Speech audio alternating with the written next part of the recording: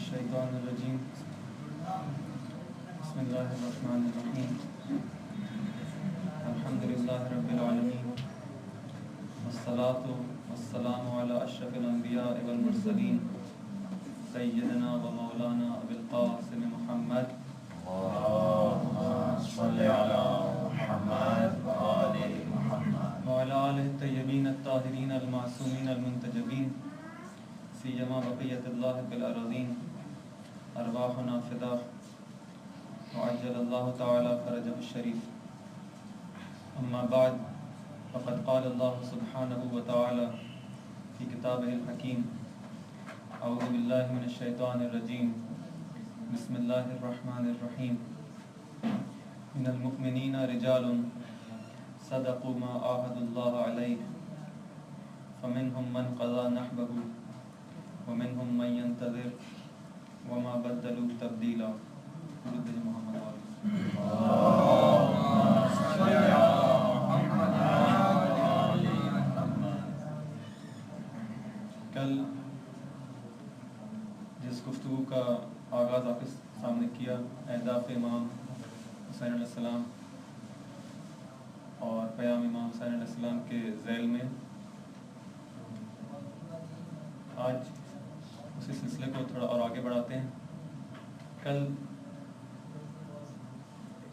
یہ بات آپ کی خدمت میں پیش کی کہ جتنا بھی کوئی بڑا واقعہ انسانی معاشروں کے اندر رونما ہوتا ہے اور ایسا کوئی واقعہ جس کے گہرے اثرات انسانی زندگی پر مترتب ہوتے ہیں، انسانی ترقی کے اندر انسانی معاشرے کو آگے بڑھانے کے لیے جتنا زیادہ وہ واقعہ کردار ادا کرتا ہے اتنا ہی حق ہے کہ اس واقعے کی زیادہ سے زیادہ انسان اس کی یاد منائے، اس کی تجزیہ و تحلیل کرے اور اس کو سمجھنے کی کوشش کرے کہ وہ واقعہ کیوں رونما ہوا، اس کے کیا اسباب تھے، اس کے کیا اثرات ہوئے، اس کا کیا ہدف تھا، اس کا کیا پیام تھا اور وہ ہم سے کیا کہنا چاہ رہا ہے.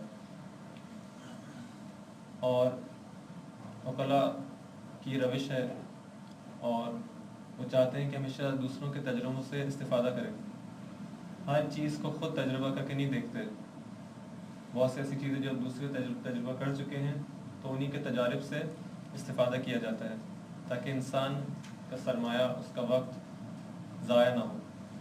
جب آپ کو معلوم ہو چکا ہے کہ اس کام کا ہی نتیجہ ہے تو خوب آپ اگر وہ صحیح ہے تو اس کو انجام دیں، اگر خدا نخواستہ غلط ہے تو دوبارہ آپ اس کو انجام دیں گے، آپ بھی وہی دوبارہ غلط نتیجے پہ پہنچیں گے اور آپ کا وقت، آپ کے انرجیز، آپ کا سرمایہ وہ سب ضائع ہوگا. بس عقلاء کی روش یہ ہے کہ جو واقعات رونما ہو چکے ہوتے ہیں ان سے سبق حاصل کرتے ہیں، ان سے عبرت حاصل کرتے ہیں، ان کی خوب تجزیہ و تحلیل کرتے ہیں. جو واقعات ان کے نفع میں ہوتے ہیں اور جن سے نفع حاصل کیا جا سکتا ہے ان سے کما کو استفادہ کرنے کی کوشش کرتے ہیں. کربلا کا واقعہ ان عظیم واقعات میں سے ہے کہ تمام لوگوں کا، تمام غیر متعصب لوگوں کا اس بات پر اتفاق ہے کہ اس نے انسانی یا اسلامی معاشرے کے اوپر ایک گہرا اثر چھوڑا ہے. حتیٰ انسانی معاشرے میں اگر کہا جائے تو غلط نہیں ہوا، کیونکہ حتیٰ وہ لوگ جو کہ مسلمان نہیں ہیں وہ بھی اس واقعے کو ایک سمبل کے طور پہ مانتے ہیں کہ یہ کچھ لوگوں کا قیام تھا ظلم کے خلاف اور ایک سمبل تھا ان کی استقامت کا. بس ایک اتنا اہم واقعہ کہ جس کو سب مانتے ہیں تو حق یہ ہے کہ اس کا اچھی طرح سے ہم جائزہ لیں، اس کی تجزیہ و تحلیل کریں. اور سب سے پہلی جو چیز اس تجزیہ و تحلیل کے اندر ہمارے سامنے آتی ہے اس کا پس منظر ہے. پہلے ہم کو دیکھنا ہوگا اس ترتیب منطقی کے اندر اگر ہم بات کریں کہ جب آپ کسی چیز کو ایک منطقی ترتیب میں ذکر کرتے ہیں تو پہلے اس کے پس منظر کو بیان کیا جاتا ہے کہ اس کا بیک گراؤنڈ کیا تھا اور پھر اس کے بعد یہ واقعہ جب پیش آ گیا تو اس کے اہداف کیا تھے، کس سمت میں لے جانا چاہ رہا تھا اور اس کا پیام کیا تھا.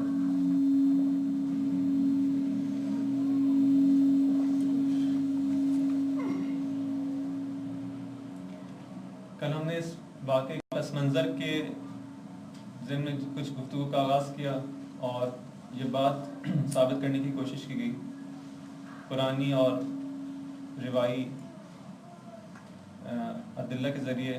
ہم قرآن سے کچھ شواہد کو ذکر کیا گیا، ہم روایات کے اندر نہج بلاغہ سے کچھ شواہد کو ذکر کیا گیا، اسی طرح سے کچھ تاریخی شواہد کا آپ کے سامنے ذکر ہوا کہ جو اس بات پر دلالت کر رہے تھے کہ یہ واقعہ اچانک رونما نہیں ہوا، اس قسم کا فجی واقعہ، اس قسم کا ایک قبیح واقعہ عالم اسلام کے اندر ایک دم سے رونما نہیں ہوا، اس کے کچھ اسباب تھے۔ آہستہ آہستہ نوبت یہاں تک پہنچی کہ رسول اللہ صلی اللہ علیہ وآلہ وسلم کی رحلت کے، کی وفات کے 50 سال بعد اس قسم کا واقعہ پیش آیا،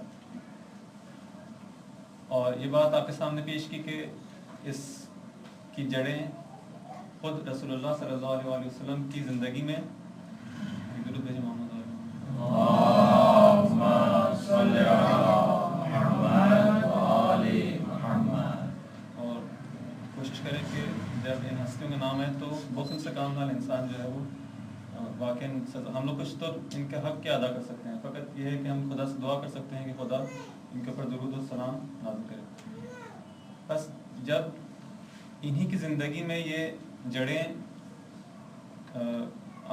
لگنا شروع ہو گئی تھی اس اسلامی معاشرے کے اندر اور جڑ پکڑنا شروع ہو گئی تھی، وہ کیا تھا؟ وہ نفاق کا مسئلہ تھا، منافقت کا مسئلہ تھا، جس کے پر جو ہے تھوڑی بہت گفتگو کل آپ کے سامنے کی، اور امام نے صراحتاً کہا کہ جو ہے اس زمانے میں ایسے لوگ موجود تھے جنہوں نے ظاہری طور پر اسلام کو قبول کیا تھا، لیکن باطنی طور پر دل کے اندر ان کے کفر موجود تھا، کفر کو اپنے دل میں پوشیدہ کر لیا تھا، پنہاں کر لیا تھا، اور جب ان کو آوان و انصار مل گئے تو انہوں نے اس کفر کا اظہار برملا کر دیا۔ ابو سفیان کے اس کلمات کا ذکر کیا گیا کہ جس میں صراحت سے اس نے اس بات کا اظہار کیا کہ جب خلیفہ سوم برسر اقتدار آیا تو اس نے کہا کہ اب جو ہے یہ وقت آ گیا ہے کہ ہم اس خلافت کو پوری طرح سے قبضہ کر لیں، اور وہ الفاظ اس کے نقل ہوئے کہ اس طرح سے اس پہ قبضہ کر لو جس طرح سے ایک گیند کو ہوا میں اچھالا جاتا ہے اس کو پکڑ لیا جاتا ہے۔ تو اس کا مطلب ہے کہ یہ نفاق کا مسئلہ اس زمانے سے شروع ہوا، آہستہ آہستہ جب خلیفہ ثانیہ کے دور میں معاویہ کو گورنری دی گئی، اس نے شام میں اپنی جڑیں مضبوط کرنا شروع کی، شام کو اس کے حوالے کیوں کیا گیا اس کا بھی آپ کے سامنے ذکر ہوا تھوڑا بہت۔ اس کے بعد خلیفہ سوم کا دور آتا ہے اور بنی امیہ ایک طرح سے خود اس خاندان بنی امیہ جو ہے وہ خلافت کے اوپر قابض ہو جاتا ہے، معاویہ کو مزید موقع ملتا ہے اور یہ جڑیں مزید عالم اسلام کے اندر اور خاص طور پہ شام کے علاقے میں جہاں پہ وہ گورنر تھا وہاں پہ مضبوط ہوتی چلی جاتی ہیں۔ امام علی علیہ السلام کا جب دور آتا ہے، ان کو جب خلافت ملتی ہے تو آپ کے سامنے بیان ہوا کہ ہونا تو یہ چاہیے تھا کہ ایک تبدیلی آتی معاشرے کے اندر اور حالات جو ہیں دوبارہ پلٹ جاتے، لیکن ایسا کیوں نہیں ہوا؟ اس لیے کہ ان کو اس کام کا موقع ہی نہیں ملا یا ان کو موقع نہیں دیا گیا، اور ان کو اس قدر مسائل کے اندر الجھایا گیا، جب اس کے باوجود بھی جو بہت سی ایسی چیزیں کہ جو ان کے زمانے میں انہوں نے کرنے کی کوشش کی، لیکن بہت کچھ اور ہو سکتا تھا جو کہ نہیں کرنے دیا گیا اور اس اسلامی معاشرے کی ترقی کے اندر رکاوٹیں کھڑی کی گئی۔ یہ زمانہ بھی گزر گیا اور انتہائی مظلومیت کا زمانہ ہے۔ امام علی علیہ السلام کی مظلومیت بھی عجیب ہے، ان کی 25 سالہ زندگی، رسول خدا کی زندگی میں بھی مظلوم تھے، اس وقت بھی ان کے ساتھ حسادتوں اور اس طرح کی چیزوں کا جو سلسلہ جاری تھا۔ 25 سالہ زندگی ان کے بعد وہ بھی انتہائی مظلومیت کی زندگی تھی، اور جب حکومت مل گئی، جب ظاہری خلافت مل گئی، تب بھی عجیب زندگی تھی کہ ان کو ایسے لوگ ملے کہ جن کو بار بار میں نے اس کا تکرار کیا کہ کہتے تھے یا اشباہ الرجال ولا رجال، اے وہ لوگ جو کہ مردوں کے شبیہ ہو لیکن مرد نہیں ہو۔ ایسے اصحاب کا ملنا اور ان کے ساتھ زندگی گزارنا بہت بڑی مظلومیت ہے کہ انسان جو ہے وہ نہ آگے بڑھ سکتا ہے نہ پیچھے بڑھ سکتا ہے، ایک گلے کے اندر وہ ہڈی کی مانند کہ نہ اس کو انسان اگل سکتا ہے نہ نگل سکتا ہے۔ اس مظلومیت کے دور کو بھی امام نے گزارا، اور یہ انحراف جو تھا جو کہ شروع ہوا تھا رسول خدا کی زندگی کے بعد، ایک بہت بڑا انحراف، وہ آہستہ آہستہ بہت زیادہ ہوتا چلا گیا معاشرے کے اندر، اور اب جب کہ امام علیہ السلام کی شہادت واقع ہوئی اور 6 مہینے کے بعد امام حسن علیہ السلام سے بھی خلافت چھین لی گئی، تو اب یہ بہت زیادہ آسانی کے ساتھ بنی امیہ جو ہے وہ اس اقتدار پر قابض ہوتے چلے گئے، اور اب تو باقاعدہ خلیفہ اسلامی، خلیفہ سرزمین اسلام جو ہے وہ معاویہ آفیشلی جو ہے وہ پورے عالم اسلام کا خلیفہ بن چکا تھا۔ اب اس کے لیے بہت آسان تھا اپنے اہداف کو حاصل کرنا. اس کے اہداف کیا تھے؟ اس کا ہدف یہی تھا کہ جس طرح سے ابو سفیان نے کہا کہ ہم ایمان نہیں رکھتے کسی چیز کے اوپر, نہ کوئی جنت ہے, نہ کوئی دوزخ ہے, نہ کوئی قبر ہے, نہ کوئی ثواب ہے, نہ عذاب ہے. ہم ان کا ہدف یہ تھا کہ آہستہ آہستہ اور حکومت میں رکھنا کر کے اور یہاں تک پہنچیں گے کہ ہم اسلام کی جڑوں کو کاٹنے میں کامیاب ہو جائیں گے. اب معاویہ کے پاس جب حکومت اسلامی سرزمین اسلام کی حکومت اس کے ہاتھ میں آ جاتی ہے, اب وہ کیا طریقے اختیار کرتا ہے کہ جس سے ان اہداف کو پورا کیا جائے. کل اس کی طرف تھوڑا سا اشارہ ہوا اور بات وہاں پہ ادھوری رہ گئی. بات یہ کہ اس نے جو ہے 3 طریقے سے جو ہے وہ اس کام کو ادا کرنے کی کوشش کی, اس ہدف کو حاصل کرنے کی کوشش کی. پہلے سرزمین اسلام شام کے اندر اس نے تقریباً 20 سال اس سے پہلے تقریباً 20 سال اس سے پہلے حکومت کر چکا ہے, اور 40 ہجری کے بعد سے لے کے 60 ہجری, جب اس کا تقریباً 60 ہجری میں یہ واصل جہنم ہوتا ہے, ان 20 سال اس کے بعد ہیں. 20 سال امام علی علیہ السلام کی خلافت سے پہلے اور 20 سال اس کے بعد. یہ جو عرصہ ہے 40 سال کا بہت بڑا عرصہ ہے. 40 سال کا عرصہ بہت بڑا عرصہ ہوتا ہے. اور ایک جگہ پہلے سے فرض کریں کہ زمانے جاہلیت تھا, رسول خدا آیا, ان کے پاس جو ہے 11 سال حکومت ملی ان کو. ان کے لیے بہت مشکل تھا کہ اس زمانے جاہلیت کی رسومات کو چینج کر کے ایک نیا اسلامی معاشرہ, بالکل اس کے اہداف الگ ہیں, اس کی جو ہے طریقے الگ ہیں, اس کے طور طریقے الگ, سب کچھ الگ ہے, ایک نیا میسج ہے, اس کو ایک جگہ آپ کو اسٹیبلش کرنا ہے, بہت مشکل کام ہے. لیکن ایک ایسا معاشرہ ہے کہ جہاں بھی اسلام پہنچا ہی نہیں, وہ اپنے پرانے رسم و رواج پہ باقی ہیں, خوب ان کو مزید گمراہ کرنا آسان ہے. تو ایک تو کام اس کے پاس حربے اس طرح کے استعمال کیے جس کا ذکر ابھی کرنا مقصود ہے. پہلے یہ کام یہ کہنا ہی چاہتا تھا کہ پہلے 20 سال یہ کام کر چکا تھا, اس کو 20 سال تجربہ حاصل تھا کہ کس طرح سے اس نے شام میں لوگوں کو گمراہ کیا. اب جب اس کو حکومت کامل مل گئی تو اب اس نے وہی طریقے پورے عالم اسلام پہ اپنانا شروع کیے. یعنی اب جب کہ مکہ و مدینہ اور سب کچھ جو بھی اس وقت کی سرزمین اسلام میں شامل تھا, اس سب پہ اس نے طریقوں کو آزمانا شروع کیا. وہ کیا طریقے تھے؟ ان طریقوں کو بیان کرنے سے پہلے بیان کیا تھا کہ یہاں پہ کچھ زمینیں موجود تھا, کچھ یعنی جس کو ہم کہتے ہیں کہ زمینی حقائق ایسا موجود تھے کہ جس کے اوپر اس نے ان طریقوں کو جب نافذ کیا تو زیادہ اچھا رزلٹ ملا. اگر وہ موجود نہ ہوتے, وہ پہلے سے وہ زمین اگر موجود نہ ہوتا, وہ زمینہ ہموار نہ ہوتا, تو شاید اس کے عوامل اتنے اچھے طریقے سے کارگر ثابت نہ ہوتے. وہ 3 باتیں یہ تھی کہ ایک تو اس زمانے کے اندر لوگوں کا جو کلچر لیول تھا بہت نیچے تھا, لوگ اتنے زیادہ پڑھے لکھے نہیں تھے. کیوں؟ اس لیے کہ جو ہے وہ جو اسلام لانا چاہ رہے تھے رسول اللہ صلی اللہ علیہ وسلم, وہ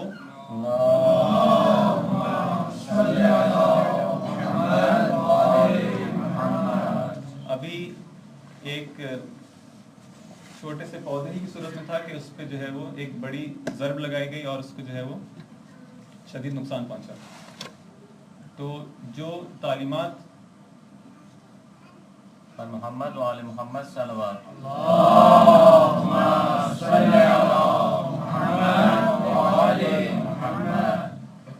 جو جن تعلیمات سے آگاہ کرنا مقصود تھا اس معاشرے کو اور اس کے لیول کو, اس کے علمی لیول کو بلند کرنا مقصود تھا, وہ حاصل نہیں ہو پایا. یہ اس جاہل معاشرے کے اندر یہ ایک پہلا زمینہ تھا کہ یہ معاشرہ ابھی اس قدر علمی لحاظ سے آگے نہیں تھا. جو معاشرہ علمی لحاظ سے اور کلچرلی اور تہذیبی لحاظ سے اگر اس کا مقام بلند ہو تو بہت سارے حربے اس کے اوپر کارگزار نہیں ہوتے, اس کا اثر نہیں ہوتا. اگر ایک معاشرے کے اندر اس کے اندر دین نہ ہو لیکن اس کے اندر کچھ اقدار موجود ہوں تو اس کو گمراہ کرنا اتنا آسان نہیں ہوتا. اگر ایک معاشرے کے اندر حریت کا جذبہ ہو, ایک معاشرے کے اندر ظلم سے مقابلے کا جذبہ ہو, ایک معاشرے کے اندر بہت سارے اصولوں کی پابندی کا جذبہ ہو, کہ خوب ایک معاشرہ دینی نہیں ہے لیکن کہتا نہیں ہم اصولوں کی پابندی کریں گے, تو یہاں پہ جو ہے بہت ساری چیزوں کا عمل کرنا مشکل ہوتا ہے. لیکن یہ کہ معاویہ کو اس صورت میں بھی جو ہے بہت زیادہ اس کے اپنی راستہ ہموار تھا, اور وہ معاشرہ علمی لحاظ سے, فرہنگی لحاظ سے, تہذیبی لحاظ سے ایک نچلے لیول پہ قائم تھا. دوسرا مسئلہ اس نے ایک طرف سے لوگوں کی جہالت, دوسری طرف سے اس کا ایسے حربوں کا استعمال کرنا جس سے مزید ان کو جہالت میں رکھا جائے. انہوں نے کیا کہ بنی امیہ نے پڑھنے لکھنے پہ پابندی لگا دی. جب آپ جو ہے کسی قوم کو جاہل رکھیں گے, ایک ویسی جاہل قوم ہے, اس کو مزید اس کے اوپر پابندیاں لگا دی جائیں, علمی لحاظ سے اور اس کو علمی ترقی کرنے سے روک دیا جائے تو اس کا لیول مزید نیچے آ جائے گا اور اس کے اوپر ہر قسم کی تبلیغات کرنا، ہر قسم کا پروپیگنڈا کرنا آسان ہو جائے گا. آپ جو بات بھی کہیں گے، جس طرح سے بھی اس کو سمجھانے کی کوشش کریں گے، وہ سادہ انسان ہے، وہ سمجھ جائے گا، آپ کی باتوں میں آ جائے گا. تو اس طرح سے جو ہے یہ ایک جس کو کہتے ہیں، آپ سادہ الفاظ میں کہیں احمق بنانا. ایک احمق بنانے کا انسان کو کیا طریقہ ہے کہ انسان آپ اس کو جو ہے وہ جہالت میں جو ہے وہ مبتلا کر دیں. پہلا طریقہ اس نے تحمیق، عربی میں تحمیق یعنی احمق بنانا. کیا اس نے پابندی لگا دی لکھنے پڑھنے پہ، اور جو ہے جس کو آپ کہتے ہیں آج کل کی زبان میں لوگوں کو جو ہے وہ الٹریٹ بنانے کی جو ہے کوشش کی. پھر اس نے کوشش کی کہ ہر قسم کا ارتباط جو مخالفین ہیں، معاویہ کے جو بھی مخالفین تھے، ان سے ان لوگوں کا ارتباط نہ ہونے پائے، خاص طور پہ شام کے لوگوں کے اندر، اور باقی بعد میں جو ہے باقی علاقوں میں بھی اس نے کام کیا.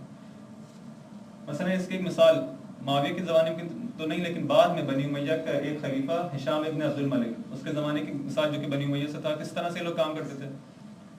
ایک دفعہ امام باقر علیہ السلام کو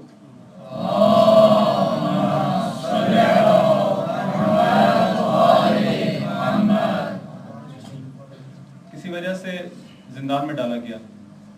اب جب زندان میں ڈال دیا گیا تو وہاں پہ مشکلیں پیش آئی کہ امام علیہ السلام بلاخر وہاں پہ جو موجود دوسرے قیدی تھے ان سے ارتباط برقرار، ان سے ریلیشن برقرار کرتے تھے، ان سے جو ہے بات چیت، ان کو بتانا، ان کو جو ہے آگاہ کرنا. امام بلاخر ہر جگہ اپنا وظیفہ انجام دیتے تھے. تو جب انہوں نے کام کرنا شروع کیا تو اطلاع جب اس کو خلیفہ کو ملی، اس نے کہا کہ یہ کام خطرناک ہو رہا ہے یہاں پہ. اگر میرے یہ بات پھیلنا شروع ہو جائے اور یہ حقائق جو ہے پھیلنا شروع ہو جائے تو یہ میرے لیے خطرے سے خالی نہیں ہے. اس حد تک بھی جو ہے اس نے برداشت نہیں کیا اور امام کو فوراً کہا کہ نہیں، ان کو واپس جو ہے مدینہ بھیج دیا جائے. اور 3 دن کا جو سفر تھا مدینہ سے لے کے شام کا، ان کو سواری میں بٹھا کے اور اس طرح تاکید کر کے بھیجا کہ راستے میں ان کو کسی سے جو ہے وہ ارتباط کرنے کا حق بھی نہ ہوگا اور نہ کچھ خرید و فروش کر سکیں گے، نہ دکانوں پہ جا سکیں گے. اسی طرح سے جو ہے وہ اس اتنا لمبا سفر بغیر کچھ کھائے پیے امام کو جو ہے وہ مدینہ تک پہنچایا گیا. یعنی اس حد تک یہ لوگ ڈرتے تھے کہ کہیں ارتباط جو ہے لوگوں کا امام سے اور ان کے ماننے والوں سے، اور ایک اور فکر ان کے اندر نہ آنے پائے. یہ نہ سمجھے کہ اس کے علاوہ بھی کوئی فکر ہے، یہ سمجھتے رہے کہ بس جو ہم کو دے رہے ہیں بنی امیہ بس یہی ہے، اس کے علاوہ کوئی فکر ہی نہ آئے تاکہ اس پہ سوچنے پہ مجبور ہو. اس طرح کے طریقے انہوں نے اختیار کیے. دوسرا جو چیز اس زمانے میں موجود تھی وہ قبیلے نظام تھا. یہ قبیلے نظام جو تھا وہ جسم ٹرائبل سسٹم جو ہے، اس کے نقصان یہ تھا کہ اگر سردار کو آپ خرید لیں تو پورا قبیلہ آپ کے اختیار میں. سردار جہاں جاتا تھا اس کا قبیلہ بھی اس کے پیچھے پیچھے چلا جاتا تھا. تو معاویہ کا دوسرا جو زمینہ اس کے لیے جو جس نے اس کو جو ہے اس راہ ہموار کی، اس کے لیے وہ یہ تھا کہ اس زمانے میں یہ سسٹم رائج تھا. اب وہ آسانی سے یا تو کسی کو ڈرا کے یا کسی کو لالچ دے کے ان سرداروں کو خرید لیا تو اس کا کام جو ہے وہ نہایت آسان ہو گیا. تو یہ ایک دوسرا عامل بہت بڑا عامل تھا کہ جس کی وجہ سے ان کو جڑیں پکڑنے میں جو ہے وہ مدد ملی. تیسرا لوگوں کا ایمان کا ذوق، جس کو بیان کیا کہ ایک ان لوگوں کی جہالت تھی، ان کا کلچرلی اور جو ان کا تہذیبی لیول وہ بہت نیچے تھا. دوسرا ان کا جو ہے ایمان بہت کمزور تھا، ابھی تازہ مسلمان ہوئے تھے، اچھی طرح سے اسلامی تعلیمات نہیں پہنچی تھی کہ یہ سارے واقعات پیش آئے جو کل اسلام تفصیل سے ذکر کیا. یہ 3 چیزوں نے جو ہے وہ ایک زمینہ فراہم کیا. وہ زمینہ فراہم کیا کہ اب جو تبلیغات ان کی جانب سے ہوں گی اس کا اثر بہت اچھی طریقے سے ہو سکے گا. اگر یہ زمینہ فراہم نہ ہوتا تو شاید ان تبلیغات یعنی وہی پروپیگنڈے کا جو ہے وہ اثر اتنا اچھا شاید نہ ہو پاتا. اب کیا اس نے طریقے اختیار کیے اس جب زمینہ سازی ہو گئی اور جب زمینہ اس کے لیے موجود تھا، یوں کہیں اب اس نے طریقے کیا اختیار کیے؟ 3 طریقے بہترین کیا کہیں 3 طریقے اختیار کیے جو آج تک گمراہ کرنے والے ان طریقوں پہ جو ہے وہ گامزن ہیں. ایک جو ہے منفی پروپیگنڈا، دوسرا لالچ دینا، تیسرا جو ہے ڈرانا دھمکانا. ان تینوں طریقوں سے اس نے بہترین استفادہ کیا. اور آغا مصباح یزدی اپنی کتاب میں کہتے ہیں کہ اگر کوئی چوتھا طریقہ ہے تو مجھے بتائیں. آج تک یہی 3 طریقے جو ہیں وہ مین 3 طریقے ہیں. کوئی اور طریقہ بھی ہوا تو اسی کے ضمن میں کہیں آپ اس کو ڈال سکتے ہیں. یہ 3 طریقے ہیں کہ آپ اگر اپنی بات کو جو غلط بات ہے اس کو جو ہے اگر آپ کسی جگہ پہ رائج کرنا چاہتے ہیں یا تو منفی پروپیگنڈا کریں گے کہ لوگ اس بات کو قبول کر لیں، قبول نہیں کریں گے تو دو اور طریقے بچ جاتے ہیں، یا تو آپ اس کو خریدنے کی کوشش کریں گے یا اس کو کہیں گے ٹھیک ہے دھمکی دیں گے۔ بالآخر ان تین طریقوں سے جو ہے وہ ظالمین جو ہیں وہ اور گمراہ کرنے والے ائمہ ضلالت جو ہیں وہ اپنا کام انجام دیتے ہیں۔ تبلیغات کے سلسلے میں جو منفی پروپیگنڈا اس نے کرنا شروع کیا، اس زمانے کے لحاظ سے اس کے پاس کیا وسائل تھے، اس کے پاس کیا میڈیا تھا جس کے ذریعے وہ یہ کام کرتا تھا۔ اس زمانے کے لوگ شعر بہت اچھی طرح شعر کہنے اور شعر سننے اور اس کے بہت زیادہ شوقین ہوتے تھے۔ عرب جو ہے فی البداہہ جو ہے وہ شعر گانے شروع کر دیتے تھے، اتنا زیادہ ان کے اندر یہ فصاحت و بلاغت اور شعری ذوق پایا جاتا تھا کہ بیٹھے بیٹھے جو ہے وہ ان کی زبان پہ شعر آ جاتے تھے۔ اس نے جو ہے اس کام سے جو ہے وہ اس ذوق سے لوگوں کے بہترین استفادہ کیا، اچھے شعراء کو انتخاب کرتا تھا اور ان کے ذریعے بنی امیہ کی تعریف میں اور ان کی تمجید میں اور ان کی مداح میں شعر وہ کہتے تھے، اور اس کے مقابلے میں جو ان کے مخالفین تھے، بنی ہاشم کہہ لیں یا علویون جو تھے، جو بھی امام علیہ السلام کے حامی تھے، جو بھی مذہب حقہ کے حامی تھے، ان کے مخالفت میں جو ہے وہ پروپیگنڈا کیا جاتا ہے اس شعر کے ذریعے، جو اس زمانے کا ایک بہترین طریقہ تھا لوگوں تک اپنی بات کو پہنچانے کا۔ دوسرا، اس نے جعلی احادیث گڑھنے کے لیے جو ایک سلسلہ شروع کیا، کیونکہ بالآخر لوگ جو ہیں مدینہ و مکہ کے اندر خاص طور پہ لوگ بالآخر اس چیز کو جو ہے وہ ایک اہمیت دیتے تھے۔ اگر شام کے لوگ نہ بھی دوں گرچہ جو ہے وہ بالآخر جو بھی مسلمان ہوگا وہ اس چیز کو تو قبول کرے گا کہ بالآخر ایک ذات تھی، خدا کی جانب سے ایک رسول آیا تھا، اور اس کو ہم اس کا جو اقرار کرتا ہے اس کے بغیر مسلمان ہی نہیں ہو سکتا۔ ظاہری مسلمان ہونے کے لیے بھی آپ کو اقرار نبوت تو کرنا ضروری ہے۔ جب وہ اقرار نبوت کرے گا تو آپ سے پوچھے گا کہ بالآخر یہ جو رسول آیا تو اس نے کیا پیغام دیا، آپ کچھ تو پیغام اس نے دیا ہوگا۔ اب یہ جو ہے ان کے ہاتھ میں تھا کہ وہ پیغام انہوں نے کیا دیا، اس چیز کو انہوں نے اپنے ہاتھ میں لے لیا، احادیث گڑھنے والے لوگوں کو خریدنا شروع کیا، اور جن کے اندر جو ہے ماہر ابو ہریرہ تھا، اور جس کا اقرار ہوتا ہے سنی کتابوں کے اندر بھی ہے کہ یہ حدیثیں اس نے جعل کی ہیں، یعنی جعلی احادیث جو ہیں وہ گڑھی ہیں۔ تو یہ دوسرا طریقہ تھا، اس کے ذریعے بالآخر ایک اس کے اندر تقدس ہے، اس شعر کے اندر درست ہے کہ اس کے اندر جو ہے ایک بہت اچھا، یعنی ایک ایسا میڈیم تھا کہ لوگوں کے اندر وہ بات اچھی طرح سے ان کے دلوں میں اترتی تھی، اور ایک اچھا میڈیم تھا اپنی بات سمجھانے کا، لیکن اس کے اندر تقدس تو نہیں تھا، یعنی اس کے اندر ایک ہولی جس آپ کہتے ہیں کہ چیز تو موجود نہیں تھی۔ دوسرا جو طریقہ تھا وہ احادیث کا تھا، اس کے اندر ایک تقدس بھی موجود تھا، یہ مقدس چیز تھی، اس کو لوگ جو ہیں وہ دین سمجھ کے قبول کریں گے، خلاف دین چیز کو دین سمجھ کے قبول کریں گے، اور یہ انتہائی خطرناک چیز ہے کہ اگر آپ کسی کو جو ہے وہ اس طرح سے گمراہ کریں کہ وہ سمجھ رہا ہوگا میں للہ مثلا کام کر رہا ہوں، اس طرح کہ عمر سعد نے کربلا میں اپنے ان فوجیوں سے کیا کہا کہ یا خیل اللہ ارکبی، اور یعنی اے خدا کے فوجیوں مثلا اس طرح سے سوار ہو جاؤ اور میں تم کو جنت کی بشارت دیتا ہوں، یعنی اس طرح کی باتیں ان لوگوں کو دین کے نام پہ جو ہے وہ غلط دین ان کو سمجھایا گیا اور سکھایا گیا۔ جو بھی یہ لوگ بہت سے لوگ اس میں کربلا میں قربت خدا کی خاطر جو ہے یہاں پہ امام سے جنگ کرنے آئے تھے، بہت سارے ایسے تھے جو جانتے پوچھتے کام کر رہے تھے، جو ان کو معلوم تھا کہ ہم کیا کر رہے ہیں، لیکن بعض ایسے بھی تھے جو اتنے زیادہ جاہل تھے کہ قربت اللہ مثلا سمجھ رہے تھے کہ یہ کام بہت اچھا ہے جو ہم کر رہے ہیں۔ یہ دوسرا طریقہ احادیث کے جعل کرنے کا، جعلی احادیث گڑھ کے جو ہے ان کو گمراہ کرنے کی کوشش کی گئی۔ تیسرا طریقہ قراء، جو قاری حضرات تھے، اس زمانے میں قاری کا مطلب یہ نہیں ہوتا تھا کہ آپ آئیں اور مثلا قرآن کی تلاوت کریں اور چلے جائیں، نہیں، قاری اس زمانے میں ایک بہت بڑی پوسٹ رکھتا تھا، اور وہ فقط تلاوت نہیں کرتا تھا بلکہ تفسیر بھی کرتا تھا، ایک طرح کا جو ہے وہ عالم دین آپ سمجھ لیں، جو کیونکہ قرآن بالآخر آپ کی بیسک کتاب ہے، اس کی وہ توضیح و تفسیر و تشریح اور اس طرح کے کام کرتا تھا، اور مقدس مانا جاتا تھا اس معاشرے کے اندر، اور اس کا ایک مقام تھا۔ خوب، جب یہ قاری جو ہے اور ان قراء کو اگر آپ اس طبقے کو اگر آپ اپنے ہاتھ میں لے لیں گے تو آپ نے ایک بہت بڑا طریقہ اپنے ہاتھ میں لے لیا لوگوں کو گمراہ کرنے کا۔ اس نے معاون ان تینوں طریقوں سے بہترین استفادہ کیا، شعراء کے ذریعے، جعلی احادیث گڑھ کے، اور ان قراء کو اپنے ساتھ ملایا، اور ہر چیز کے اندر جو ہے وہ اپنے مقاصد کو کی خاطر اور جو ہے وہ اہل بیت کے خلاف جو ہے اس نے کام کرنا شروع کیا۔ لیکن 40 سال کا عرصہ بہت بڑا عرصہ ہوتا ہے، اس کے اندر اس نے اس حد تک لوگوں کو پہنچا دیا کہ اس کی مثال اگر آپ سمجھنا چاہیں کہ لوگوں کا لیول اب کیا ہو چکا تھا، کہاں تک پہنچ چکے تھے۔ کل بھی اس کی ایک دو مثال میں آپ کو دی، مثلا نماز جمعہ اس نے بدھ کے دن پڑھا دی، یا شاید پتہ نہیں دی تھی، اور مثال دی تھی نا.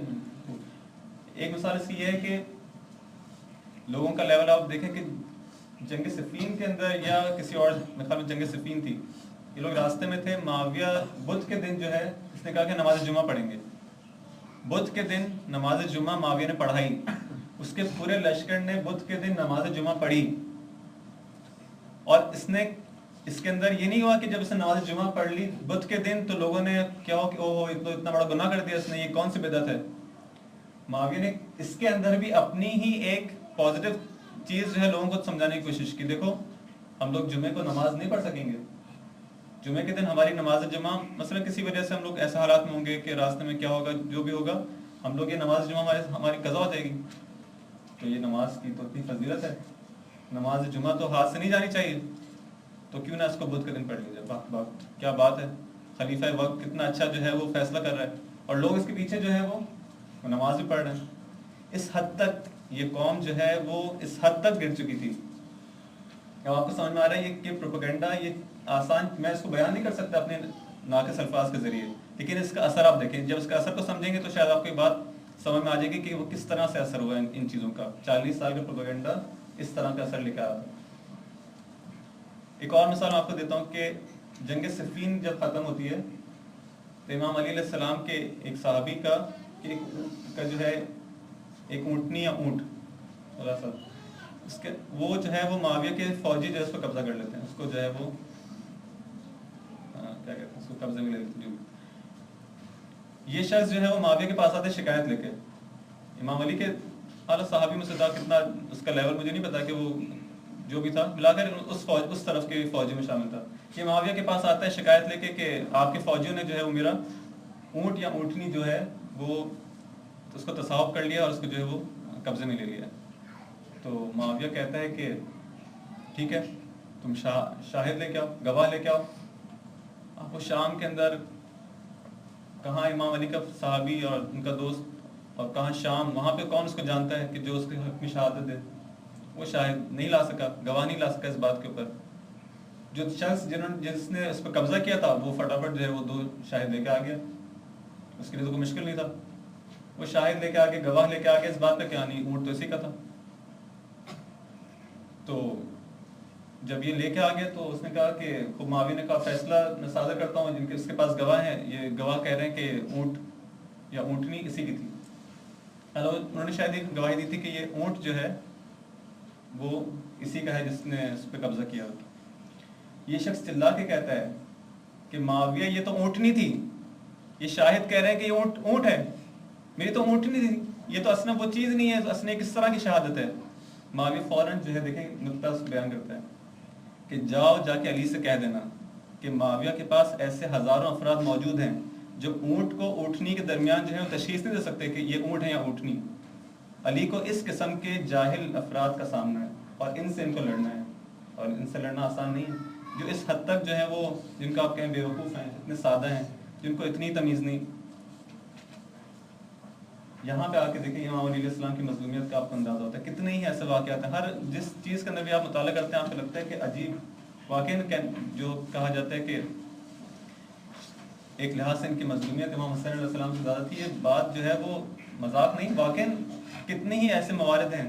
وہ 25 سال کے اندر جو ہے وہ صبر کرنا آسان نہیں ہے ایسے لوگوں کے ساتھ. ایک طرف معاویہ کے پاس اس طرح کے افراد ہوں کہ جو اس طرح سے اس باطل کے متی ہوں, اور ایک طرف امام کے ان کو دیکھیں ساتھیوں کو کہ جب کہتے ہیں کہ اور جنگ پہ جاؤ تو کہتے ہیں ابھی گرمیاں ہیں, کبھی جب کہتے ہیں اب جاؤ تو کہتے ہیں اب سردیاں ہیں.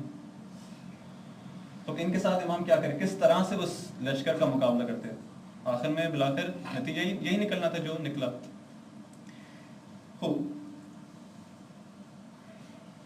بس یہ وہ اس تبلیغات کا جو ہے اس منفی پروپیگنڈے کا جو اثر تھا, یہ یہاں تک بات پہنچ گئی کہ لوگ اس حد تک جو ہیں وہ ان کا شعور اور ان کی جو فہم کی قدرت تھی اتنی نیچے آ چکی تھی.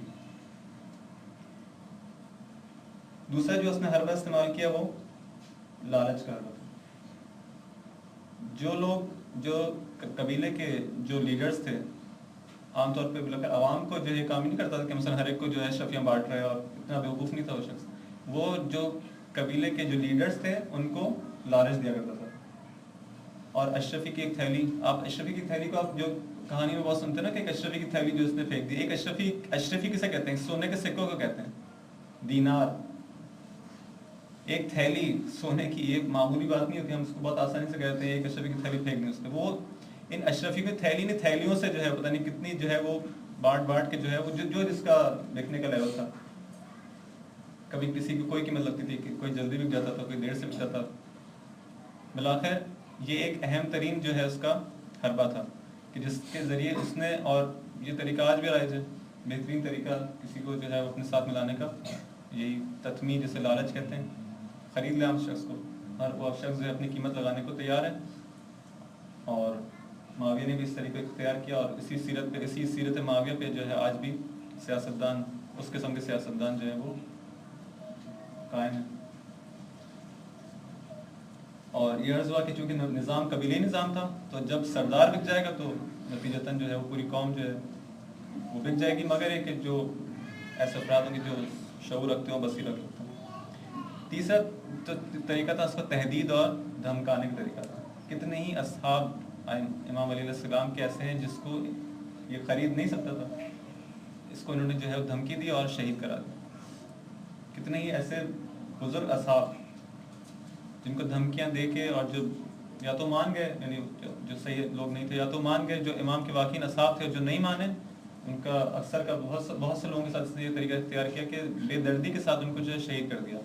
اب ایسے گھٹن کے ماحول میں کہ ایک طرف سے دیکھا جائے تو خطبوں کے اندر امام پہ لعنت بھیجی جا رہی ہے, دعائے قنوت میں ان پہ لعنت بھیجی جا رہی ہے. سرداروں کو دیکھیں تو ان کے ساتھ ہیں, لوگوں کو دیکھیں تو بہے جا رہے ہیں اس طرف. قراء کو دیکھیں, یعنی اس زمانے کے علماء کو دیکھیں تو وہ معاویہ کو گنگار ہیں. آپ حدیث پڑھنے والوں کو دیکھیں تو وہ معاویہ کے ساتھ ہیں. آپ شعراء کو دیکھیں تو وہ معاویہ. اب یہ اس قسم کے معاشرے میں آیا کس حد تک مشکل ہوگا کہ کوئی اس طرف جو ہے وہ سوچے بھی. بس جب کہا گیا کہ امام علیہ السلام کو مسجد میں شہید کر دیا گیا, تو کیوں کر جو ہے وہ یہ لوگ نہ کہیں کہ کیا علی نماز بھی پڑھتے تھے. ہمارے لیے سوچنا تو مشکل ہوتا ہے نا کہ یہ کیسے ہو سکتا ہے. یہ باتیں ہم کو جو ہے وہ افسانہ لگتی ہیں. کیا ایسا ہو سکتا ہے کہ امام علیہ السلام اس حد تک عابد ہو, اس حد تک جو ہے ہم ان کو عابد جانتے ہیں.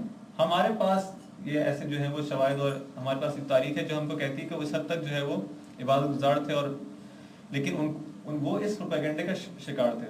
یہ تمام چیزیں ان کے اوپر 40 سال میں انہوں نے اس حد تک اثر کیا تھا کہ اب وہ امام کو یہ ماننے کو بھی تیار نہیں تھے کہ امام اور مسجد ان کا آپس میں کوئی ربط نہیں ہے, کوئی آپس میں ریلیشن نہیں ہے, کہ امام وہاں پہ شہید, وہاں کیا کرنے گئے تھے امام. یہ تمام باتیں کیوں عرض ہو رہی ہیں؟ بتانے کے لیے کہ ہمارا اصل جو, اس سے آپ غافل نہ ہو, اصل ہمارا موضوع یہ نہیں ہے. اصل موضوع کیا تھا کہ کربلا کا واقعہ کیسے پیش آیا, اس کے پس منظر کیا تھا. جب ہم کربلا کے واقعے تک پہنچیں گے اس کے بعد ڈسکس کرنا ہے کہ اب جب کہ اس قسم کے حالات تھے, اور اس قسم کے حالات میں جب امام نے قیام کیا تو ان کا ہدف کیا تھا. اب ایسے حالات میں ایک شخص قیام کر رہے ہیں, اس کے سامنے کیا اہداف ہیں جن کو وہ حاصل کرنا چاہ رہے ہیں. اس تمام باتوں کو بیان کرنے کا مقصد یہ ہے کہ ہم امام علیہ السلام کے, امام حسین علیہ السلام کے قیام کو بہتر طور پہ سمجھ سکیں کہ اس کے اہداف کیا تھے. جب تک ہم ان حالات کو نہیں سمجھیں گے کہ پیچھے کیا واقعات تھے, معاشرہ کہاں تک پہنچ چکا تھا, آہستہ آہستہ کیا نوبت آ چکی تھی, جب تک ہم یہ نہیں سمجھیں گے ہمیں اس قیام کی اہمیت بھی سمجھ میں نہیں آئے گی, اس کا ہدف بھی سمجھ میں نہیں آئے گا. پھر آپ جو ہے مختلف تفاسیر کریں گے, کوئی کہے گا کہ اس لیے قیام کیا تھا, کوئی کہے گا اس کے لیے قیام کیا تھا, جس کو انشاءاللہ بیان کرنا ہے. یہ جو ہے ساری باتیں اس چیز کو سمجھانے کے لیے کہ یہ معاشرہ جو ہے وہ کن عوامل کی وجہ سے, اور کیا وہ زمینہ تھا جس کی وجہ سے جو ہے یہاں تک پہنچا تھا. اچھا, اس کے بعد ایک جو اہم چیز, معاشرہ یہاں تک پہنچ گیا, آیا امام اس کے مقابلے میں بیٹھے رہے, امام نے کچھ نہیں کیا. امام حسین علیہ السلام نے جو عرصہ جو گزارا ہے, یعنی 50 ہجری میں جب امام حسین علیہ السلام کی شہادت ہوئی ہے, اس کے بعد سے لے کے 60 ہجری کا زمانہ, کیونکہ جب 40 ہجری میں امام علی علیہ السلام کی شہادت ہوتی ہے, اس کے بعد سے لے کے جب امام حسن علیہ السلام جو امام وقت بنتے ہیں, یہ جو 10 سال کا عرصہ ہے 40 سے 50 ہجری کے درمیان کا, امام حسن علیہ السلام اس وقت امام وقت ہے. فی الحال ہم اس پیریڈ کو ڈسکس نہیں کر رہے, ہمارا مقصد ہے کہ ہم امام حسین علیہ السلام کے اقدامات کو دیکھیں. جب 50 ہجری میں امام علیہ السلام کے پاس, امام حسین علیہ السلام کے پاس امامت آ جاتی ہے, اب انہوں نے معاویہ کے ان جو بھی اس کے طریقے تھے جو بھی اس کا پروپیگنڈا تھا، جو بھی اس کے اس سے مقابلہ کرنے کے لیے، اس حکومتی مشینری سے مقابلہ کرنے کے لیے امام نے کیا کام کیا. لیکن مشکل یہ ہے کہ اس دور کے اندر امام علیہ السلام کے ہمیں کوئی خاص چیز نہیں ملتی، اور اس کے شاید وجہ بھی یہی ہو کہ کیسے اس زمانے کے حالات آپ تک منتقل ہوں گے. اس زمانہ اتنا گھٹن کا زمانہ تھا، کون ہے جس کے اندر وہ جرأت ہے کہ جو اس زمانے کے حالات لکھے اور آپ تک منتقل کرے؟ کوئی ہوگا جو کوئی رپورٹر ہوگا زمانے میں تو لکھے گا، کس کی مجال ہے کہ جو ہے کچھ لکھے، حقیقت کو لکھے. اگر لکھے گا بھی تو اس طرف کی بات لکھے گا. بس بہت کم چیزیں نقل ہوئی ہیں اس زمانے کی. جو کچھ ہے تھوڑا بہت جو ہم کو ملتا ہے. امام علیہ السلام کیا کام کرتے تھے؟ اب مدینے کے اندر ان کے پاس اتنا، یا میں ایک اور بات کہوں تو اس سے آپ کو اندازہ ہوگا کہ کیا مدینے کے کیا حالات تھے. امام علیہ السلام، اگر ہمیں کچھ خطبے ملتے ہیں منا کے اندر امام علیہ السلام کے، امام حسین علیہ السلام نے منا کے اندر جا کے کچھ خطبے دیے ہیں اپنے نزدیکی افراد کو، جن پہ ان کو اعتماد ہوتا تھا کہ ہاں یہ ان سے بات کی جا سکتی ہے. ان کو جمع کرتے تھے منا کے اندر حج کے سیزن میں، اور وہاں پہ ان کو خفیہ طور پہ جو ہے ان سے کچھ بات چیت کرتے تھے. اس کا مطلب کیا ہے کہ مدینے کے حالات کتنے خراب تھے کہ مدینے کے اندر امام یہ کام نہیں کر سکتے تھے پورا سال. یعنی مسجد جاتے ہوں گے لیکن شاید کسی سے بات نہیں کر سکتے ہوں گے کہ کوئی آ کے ان سے سوال کرے. ایک عالم دین نے، ایک محقق نے یہ تحقیق کی تھی کہ امام حسین علیہ السلام سے کتنی ایسی احادیث ہیں جو فقہی احادیث ہیں، یعنی جو جس کو ہم کہتے ہیں مسئلے مسائل، کتنے ان سے ایسی احادیث ملتی ہیں جس میں کسی فقہی مسئلے کا حل ہو. تو مجھے ایگزیکٹ اس وقت تعداد یاد نہیں، یا تو اس نے 10 کہا تھا یا 20 روایت آپ لے لیں، زیادہ سے 30 روایت لے لیں. یعنی کس حد تک گھٹن کا ماحول تھا کہ کوئی امام سے ایسا سوال بھی نہیں کر سکتا تھا. کیا ہم کہیں کہ ان کو ایک علمی شخصیت، ایک مانوی شخصیت جو ہے وہ مانا جاتا ہو، لوگ ان کے پاس رجوع کرتے ہوں، ان سے سوالات پوچھتے ہوں؟ ایسا نہیں تھا. اگر میں آپ کو ایک اور مثال دوں تو آپ لوگ تعجب کریں گے کہ یہ حالات تھے. اس حد تک جو ہے امام جو ہے وہ گوشہ نشینی کی زندگی گزار رہے تھے، اور ان حالات میں کس حد تک انہوں نے جو ہے ظلم کو برداشت کیا ہوگا، ان کا کتنا خون جگر انہوں نے پیا ہوگا ان حالات کو دیکھتے ہوئے.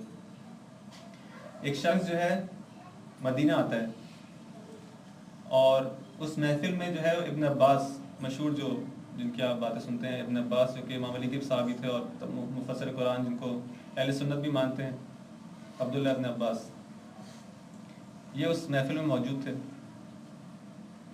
امام حسین علیہ السلام بھی اس محفل میں موجود تھے. وہ شخص بظاہر شام سے آتا ہے یا کسی ایک اور علاقے سے، مدینہ کے باہر کے کسی علاقے سے آتا ہے، اور ابن عباس سے ایک سوال جو ہے وہ پوچھتا ہے. اس محفل میں امام حسین علیہ السلام بھی بیٹھے ہیں اور ابن عباس بھی بیٹھے. ابن عباس کی کیا جتنے بھی بڑے عالم ہوں، لیکن کہاں ابن عباس، کہاں امام حسین علیہ السلام. دونوں اس شخص، اگر آپ کسی محفل میں جائیں، ایک طرف فرض کریں کہ کوئی مرج وقت بیٹھا ہو اور ایک طرف جو ہے ایک مسجد کا پیش امام بیٹھا ہو، اور میں آ کے اس پیش امام سے سوال کروں اور اس مرج وقت کو اصلا جو ہے میں خاطر میں نہ لاؤں. آپ اس چیز کو سمجھنے کی کوشش کریں کیا حالات تھے. وہ شخص ابن عباس سے سوال کرتا ہے، اس سے پہلے کہ ابن عباس جواب دیں، امام حسین علیہ السلام اس کے سوال کا جواب دے دیتے ہیں. وہ شخص کیا کہتا ہے؟ گستاخی کرتا ہے، میں نے تم سے سوال نہیں کیا. یعنی وہ سمجھ رہا ہے کہ یہ ایسی کوئی انجانا آدمی ہے، اس کو اصل میں حق نہیں ہے. کون بیچ میں جو ہے کہتے ہیں کہ جب دو بڑے بات کرو تو تم کو بولنے کا کیا حق ہے، کہ تم کون ہوتے بولنے والے؟ میں نے تم سے سوال تو نہیں کیا تھا کہ تم جواب دے رہے ہو.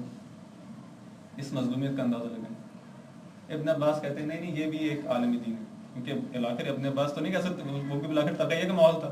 ابن عباس نے کہا نہیں یہ بھی ایک اسکالر ہیں، یہ بھی ہمارے. یہ حالات تھے. اب امام کیا کرتے تھے؟ ان کے پاس مدینہ میں ایک گھٹن کا ماحول ہے، اس میں بات تک نہیں کر سکتے امام. منا جاتے تھے، جب حج پہ جاتے تھے منا کے اندر، آپ لوگ جو حج پہ جا چکے ہیں اب بھی جانتے، منا کے اندر ایک گہما گہمی اور ایک جو ہے وہ افراتفری کا عالم ہوتا ہے. وہاں پہ ایک کام امام کے لیے آسان ہو جاتا تھا، اس موقع سے بہترین استفادہ کرتے تھے. وہاں پہ مثلاً ہزاروں مثلاً جو خیمے لگے ہوئے تھے، وہاں پہ ایک خیمہ خود بھی جو ہے وہ یا کسی طریقے سے لوگوں کو جمع کر لیتے تھے، اور ان سے کہتے تھے، ان کی کلمات اگر میں آپ کے سامنے پیش کروں تو آپ کو ان کی مظلومیت کا واقعہ اندازہ ہوگا. کہتے تھے اسمعوا مقالتی، میرے کلام کو سنو، میرے مقال کو، قول کو سنو، وقتموا قولی، لیکن اس کو چھپا لو. سنو اور اپنے سینے میں اس کو چھپا لو، کتمان کر لو. ثم ارجعوا الی امثالکم، پھر اپنے جب وطن جاؤ، وقبائلکم، اپنے وطن اور اپنے قبیلوں میں جب لوٹو، تو پھر جس شخص کو امین پاؤ اور جس شخص کو بھروسے والا پاؤ اس تک جو ہے یہ امانت میری پہنچا دو.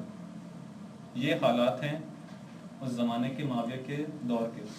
جو ہم لوگ سوال کرتے ہیں، بعض لوگ سوال کرتے ہیں، اعتراض کرتے ہیں کہ کیوں صلح کر لی امام حسن علیہ السلام نے، اور بہت آسانی سے اعتراض کر دیتے ہیں. ایک امام نے صلح کر دی، وہ جو ہے وہ صلح کے امام ہیں، مثلا وہ صلح پسند تھے، یہ جو ہے وہ جنگ پسند تھے. اس طرح کی باتیں نہیں. حالات کو دیکھیں کہ معاویہ کے زمانے میں اصلاً امکان نہیں تھا اس چیز کا. ایسے حالات اس نے پیدا کر دی. جب تک امکان تھا امام علیہ السلام نے جنگ کی. جب امکان ختم ہو گیا اور معاویہ جیسا مکار آدمی کہ جو اس طرح سے حالات کو کنٹرول میں لیے ہوئے تھا، اس زمانے میں جب دیکھا کہ قیام کرنے سے سوائے اس کے کہ شیعت ختم ہو جاتی، کوئی اور چیز ہاتھ میں نہیں آتی اور کوئی مقصد بھی جو حاصل نہ ہوتا. اصحاب امام حسین علیہ السلام کے بھی شہید ہوئے ہیں، جتنے بھی تھے سب کو، جو ان کے ساتھ گئے تھے سب شہید ہو گئے. لیکن فرق یہ تھا کہ پیغام باقی رہ گیا. اس کے کچھ اور عوامل ہیں کہ کیوں باقی رہ گیا. اگر یہی قیام کسی اور زمانے میں ہوتا تو کیا ہوتا.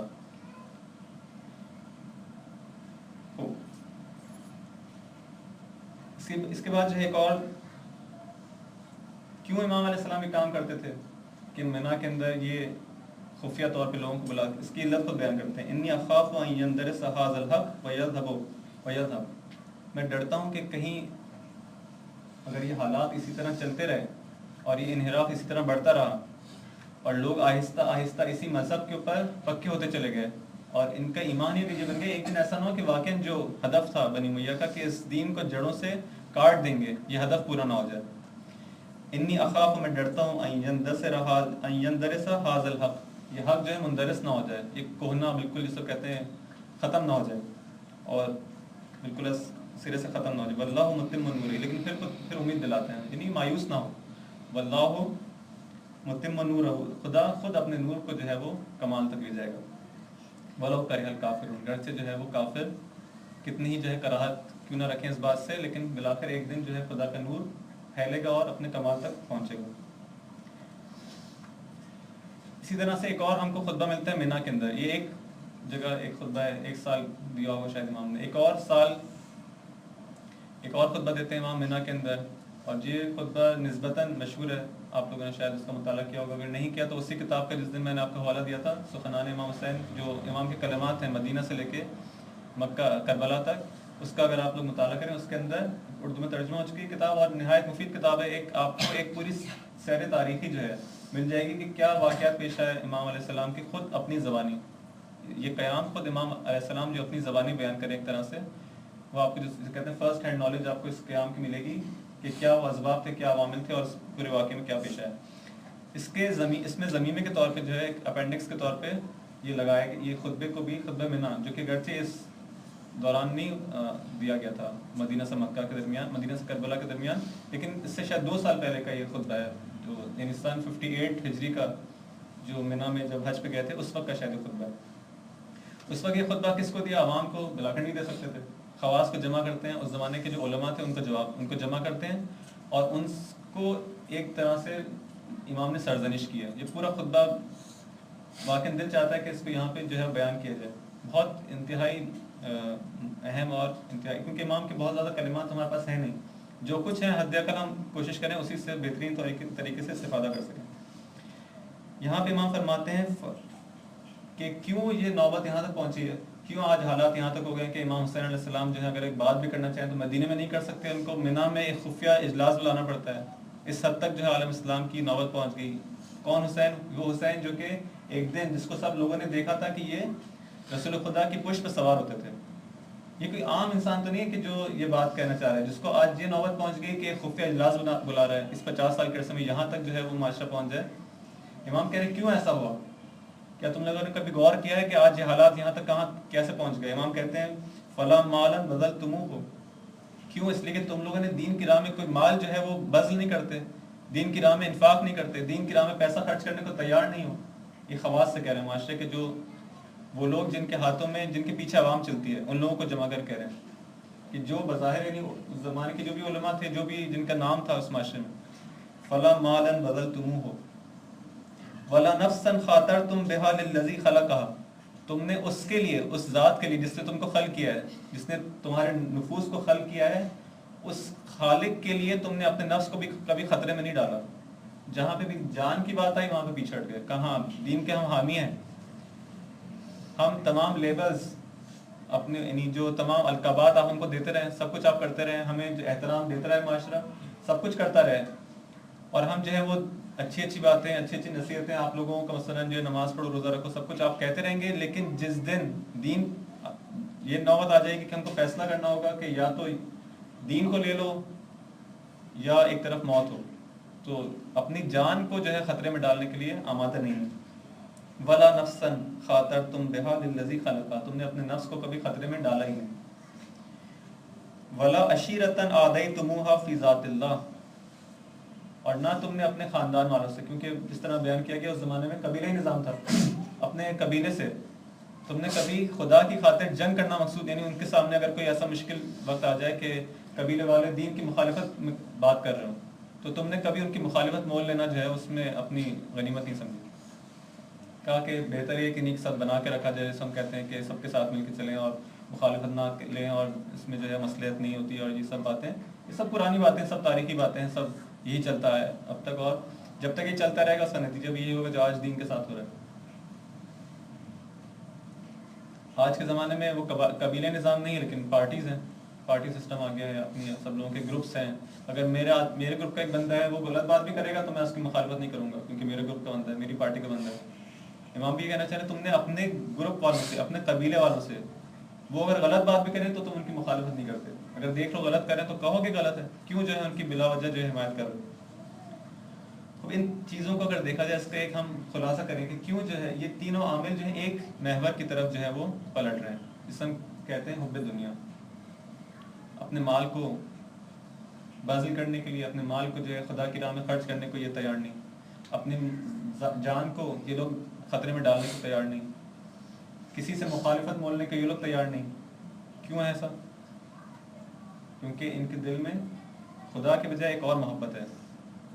ایک بہت اچھی مثال دی جاتی ہے کہ ایک دل میں جو ہے وہ دو محبتیں جمع نہیں ہو سکتی, اور یا اس کے اور سادہ طور پہ اگر سمجھانے کی کوشش کی جائے کہ اگر آپ ایک گلاس لیں خالی ہے, اس کے اندر آپ جیسے سے پانی ڈالنا شروع کریں گے اس کی ہوا کی مقدار کم ہوتی چلی جائے گی, جیسے جیسے اس کا پانی کم ہوتا چلا جائے گا اس کے اندر ہوا کی مقدار بڑھتی چلی جائے گی. ہم اپنے آپ کو چیک کرنا چاہیں, دیکھ لیں کہ کتنا ہمارے اندر جو ہے وہ دنیا کی محبت ہے, اسی مقدار میں پھر جو ہے وہ تھوڑی سی شاید خدا کی محبت بچ جائے. جتنی زیادہ خدا کی محبت ہوگی یہ دنیا کی محبت اتنی ہی کم ہوگی. یہ لوگ یہ جمع نہیں ہوں گے, ان کا جو ہے ایک انورسلی پروپورشنل جو ہے وہ تعلق ہے, وہ جتنا زیادہ ہوگا یہ اتنا کم ہو جائے گا, وہ جتنا کم ہوگا اتنا زیادہ ہو جائے گا. تو ان تینوں باتوں کا اگر ہم خلاصہ کرنا چاہیں کہ کب انسان جو ہے وہ مال کو خرچ کرنے کے لیے تیار نہیں ہوتا دین پہ, جب اس مال سے محبت کرے گا, جب اس مال کو دین سے زیادہ اہمیت دے گا. انسان اس چیز کو, جب آپ اس چیز کو خریدنا چاہتے ہیں تو اس کی آپ کو قیمت دینی پڑتی ہے.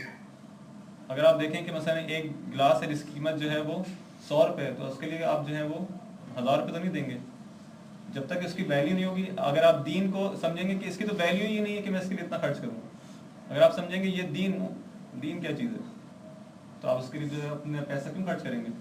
ہاں, جب آپ کے لیے دین اور خدا کی محبت جو ہے ایک اہم چیز بن جائے گی کہ نہیں اس کی ویلیو, اس کے لیے جان بھی قربان کی جائے تو کم ہے, تو پھر انسان جو ہے جان قربان کرنے کے لیے آمادہ ہوگا. پھر کہے گا کہ میرا مال جو ہے جب تک دین کو جب تک اس کو ضرورت نہیں ہے وہ میں اپنے لیے استعمال کرتا ہوں, لیکن اگر اس نے مجھ سے تقاضا کیا تو مجھے دینا ہوگا. یہ چیزیں جو ہیں اس کی تمام کی بازگشت جو ہے وہ اسی حب دنیا کی طرف ہے. اور بس یہاں پہ امام حسین علیہ السلام کا ایک اور